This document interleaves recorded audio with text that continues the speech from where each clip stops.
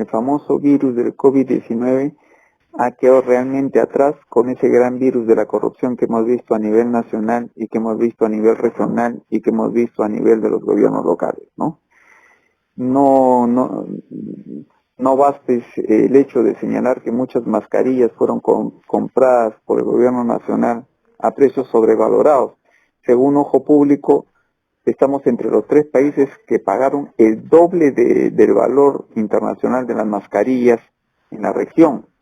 Pero peor aún ocurre con la Policía Nacional, el MINSA y muchos hospitales que cobraron dentro de ese bloque mucho más caro las mascarillas. Entonces, la corrupción ha quedado destapada en todos sus niveles y la prueba más palpable la hemos visto ayer con un presidente demandando que se levante la inmunidad, le levantan inmunidad y ahora no le gustó la plana, ¿no? Tuvo a un cuestionamiento político, recibió una respuesta política del Parlamento como personas que viven en la capital de la República, que el alcalde visitara pues todos los distritos para conocer los distritos. Acá hubo una etapa en el caso de Los Olivos en que los mercados se cerraron para quienes pasábamos los 60 años, yo tengo 62 y no nos dejaban entrar.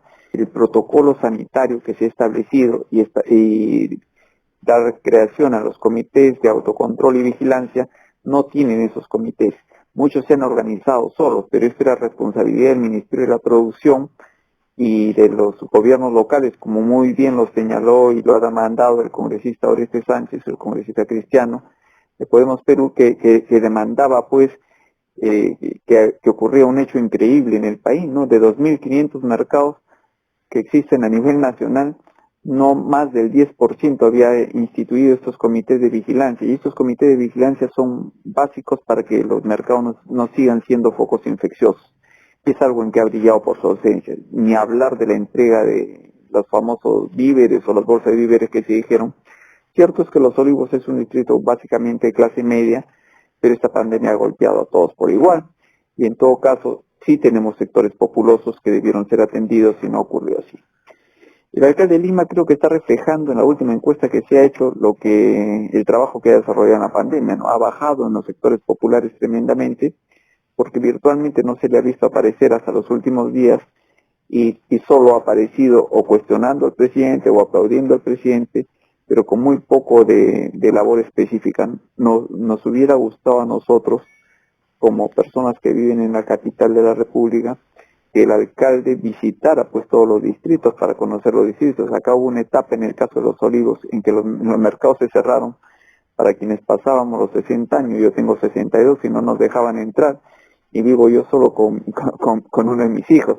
Es decir, si mi hijo estaba estudiando, yo estaba condenado prácticamente, si no se podía comprar algo, a no poder adquirir solo, y eso fue un absurdo tremendo. En lugar de dar facilidades a las personas de la tercera edad como establece la ley, después se dio cuenta que este cierre, esta cuarentena era mayor para los mayores de 65, ¿no?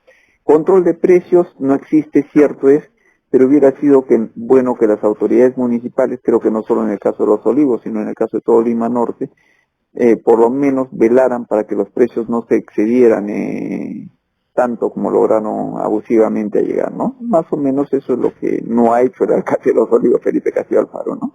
El famoso virus del COVID-19 ha quedado realmente atrás con ese gran virus de la corrupción que hemos visto a nivel nacional y que hemos visto a nivel regional y que hemos visto a nivel de los gobiernos locales, ¿no? No baste el hecho de señalar que muchas mascarillas fueron compradas por el gobierno nacional a precios sobrevalorados. Según Ojo Público, estamos entre los 3 países que pagaron el doble del valor internacional de las mascarillas en la región. Pero peor aún ocurre con la Policía Nacional, el MINSA y muchos hospitales que cobraron dentro de ese bloque mucho más caro las mascarillas. Entonces, la corrupción ha quedado destapada en todos sus niveles y la prueba más palpable la hemos visto ayer con un presidente demandando que se levante la inmunidad, le levantan inmunidad y ahora no le gustó la plana, ¿no? Tuvo a un cuestionamiento político, recibió una respuesta política del Parlamento y ahora no le ha gustado. Lo peor de todo es que la sensación que siente la población, ¿no? La población se encuentra desamparada en una lucha contra la corrupción. Uno hace un sondeo, yo escribo para algunos medios locales de Lima, digamos, quincenarios conales, y al hacer algunas notas he podido tomar en cuenta, por ejemplo, que la situación es similar, ¿no? Donde sentimos, por ejemplo, que ese reparto de víveres no llegó a todo el país, ¿no? Hago un periódico para Ancash también y también he notado lo mismo, ¿no? Que ese reparto de víveres se diluyó terriblemente como se diluyeron los famosos bonos. Entonces, la sensación que uno tiene con la Policía Nacional, con el Ejército, con aquellos que han administrado económicamente este país durante la pandemia, es que han nacido muchos nuevos ricos, ¿no? Y el gobierno debiera tener muy mano dura, una mano muy severa, si es que puede hacerlo, con aquellos que han delinquido en esta etapa, porque el haber delinquido en esta etapa, a diferencia de etapas anteriores, no solo nos ha costado dinero del fisco al país, sino nos ha costado víctimas. Hoy día, según cifras oficiales, casi estamos llegando a los 11.000 muertos, pero según cifras extraoficiales llegamos a los 30.000. ¿Por qué? Porque no tenemos respiradores artificiales. ¿Por qué? Porque las medicinas fueron encarecidas. ¿Por qué? Porque uno llega a un hospital y ya no hay camas en el hospital más allá de los anuncios oficiales.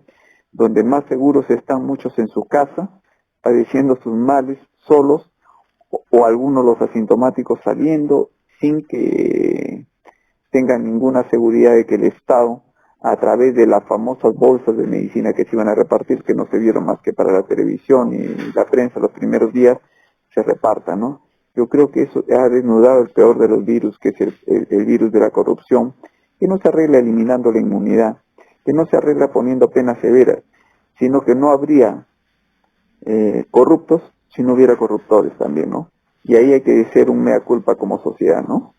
Sí, a eso iba en el esto de las mea culpa, porque también la población en general no ha contribuido como debería ser a este aislamiento, a las menores oportunidades, porque también hay un problema social, hay varios Perúes fraccionados que están buscando también llevarse a su casa el día a día, ¿no, Miguel Ángel?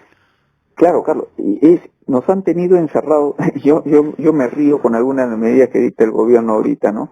Nos han tenido encerrados más de 100 días, pero creen que lo solucionan haciendo que el 27 y 29 de julio no sean feriados. Le han pedido a muchos comerciantes que cierren sus puertas cuando vivían de eso. Hablo de los pequeños comerciantes, no hablo de la gran empresa.